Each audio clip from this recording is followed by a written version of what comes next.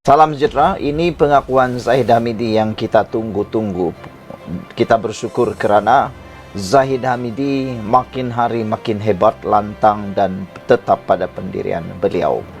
Inilah yang sepatutnya dimiliki oleh pemimpin di mana-mana parti politik, yaitu kebijaksanaan dan bukan ikut suara populariti.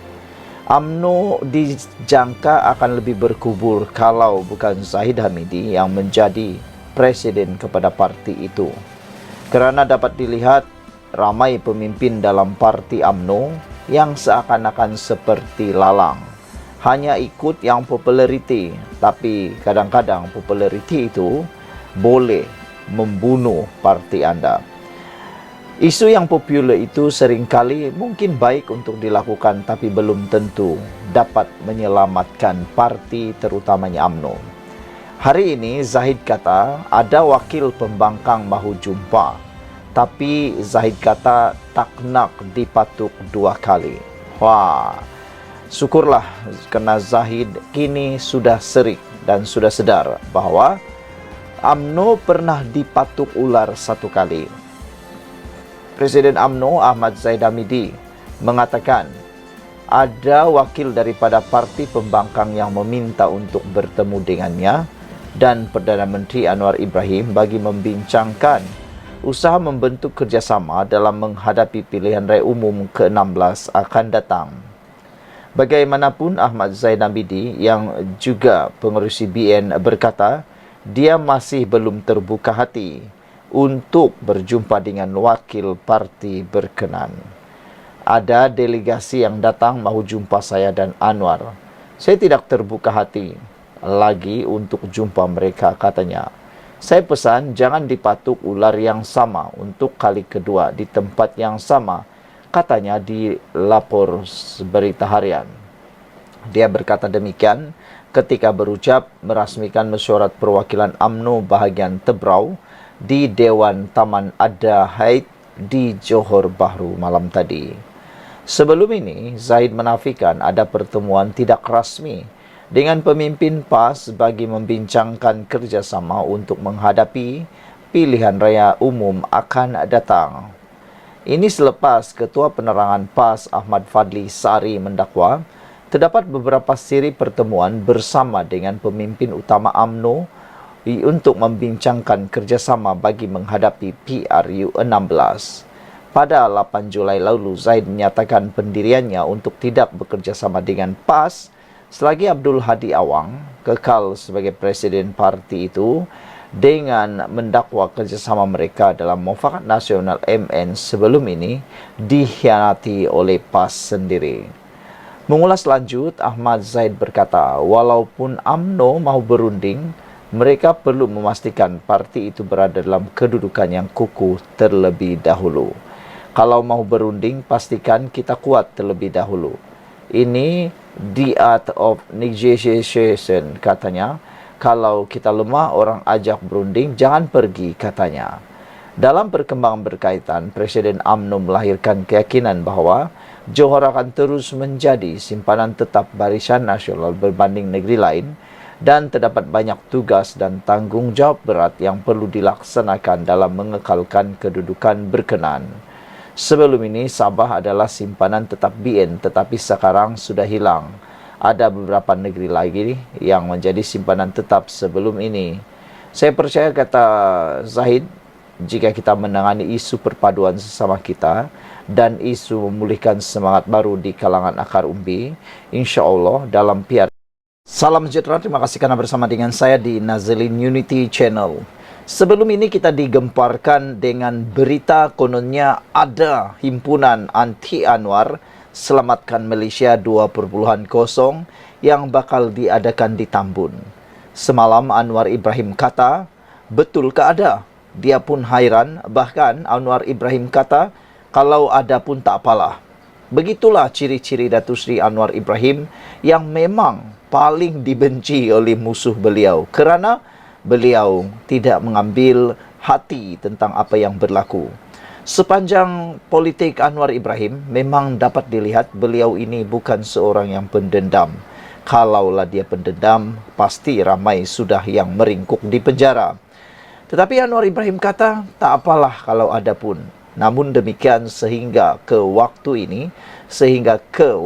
saya membuatkan konten ini, belum lagi kedengaran apa-apa himpunan yang berlaku di mana-mana tempat, sama ada di Tambun maupun di Putrajaya. Semasa himpunan dibuat di Putrajaya baru-baru ini, yang juga melibatkan NT Anwar, hanya beberapa ratus orang yang hadir, tak sampai pun 500 orang. Ada yang kata yang datang itu mungkin orang-orang yang berkepentingan semata-mata. Ada juga yang orang kata dikiranya itu sekeluarga, anak beranak, cucu piti, semua datang. Dan ada juga yang mahu mengatakan kepada mereka, kamu datang itu benar-benar nak memperjuangkan Malaysia ataupun hanya mau memperjuangkan orang-orang tertentu. Ada juga yang kata ini bukan himpunan nak selamatkan Malaysia, tapi ini himpunan nak selamatkan Tengkuk sendiri, nak selamatkan parti sendiri, nak selamatkan anak, cucu, menantu, cicit, semualah keluarga-keluarga mereka. Ada yang kata, kenapa orang benci sangat dengan Anwar Ibrahim, sedangkan Anwar Ibrahim sekarang sudah bermati-matian mau menyelamatkan Malaysia daripada keruntuhan ekonomi. Dan yang malangnya, kesihannya Anwar Ibrahim menjadi Perdana Menteri ialah kerana di saat Anwar Ibrahim menjadi Perdana Menteri, beliau meneruskan legasi yang agak kurang baik, yaitu legasi hutang 1.2 trilion. Bukan bilion, tapi trilion. Bayangkan itulah yang terpaksa dihadap oleh Anwar Ibrahim. Siapapun yang menjadi Perdana Menteri pasti akan terkesan.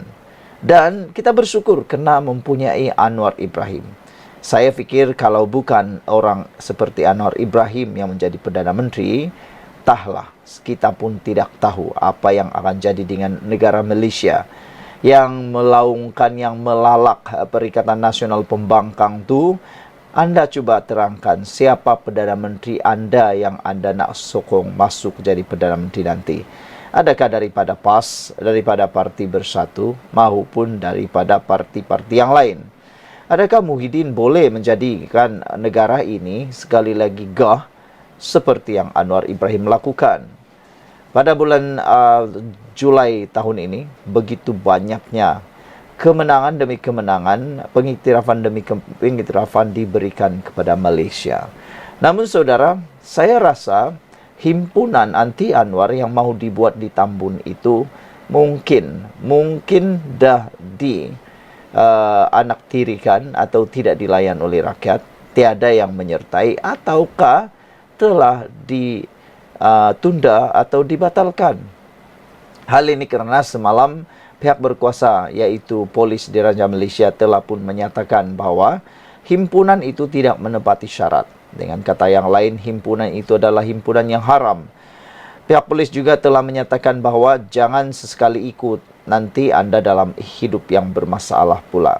Jadi, adakah himpunan Selamatkan Malaysia NT Anwar itu kini dibatalkan atau ditunda? Saya pun sebenarnya hairan apa yang mereka NT sangat dengan Anwar Ibrahim.